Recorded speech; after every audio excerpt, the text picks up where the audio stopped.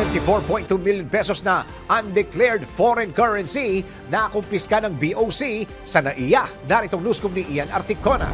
Milyon-milyong halaga ng undeclared foreign currency ang nakumpiska ng Bureau of Customs sa Ninoy Aquino International Airport Terminal 3. Nahuli ng mga tauhan ng Bureau of Customs sa koordinasyon sa Enforcement and Security Service at Customs Intelligence and Investigation Service ang dalawang paserong nagtangka magpuslit sa bansa ng katumbas na 24.2 million na foreign currency. Noong Enero 22, isang paserong Pilipino ang naharang sa NAIA dahil sa bitbit nitong undeclared na $272,000 o humigit kumulang 15.9 milyong piso. Nang sumunod na araw, isang paserong Hapones naman ang nadiskubring may dalang higit $43,000, higit 15 million Japanese yen at 62,000 pesos katumbas ng kabuoang 8.2 million pesos. Sa pamamagitan ng pagpapatupad ng mahigpit na seguridad, sinabi ni Customs Commissioner Bienvenido Rubio na pinalalakas ng BOC ang border protection laban sa mga illegal na aktibidad habang sinusuportahan ang direktiba ni Pangulong Marcos na labanan ang mga financial crimes at natitiyak ang kaligtasan ng publiko.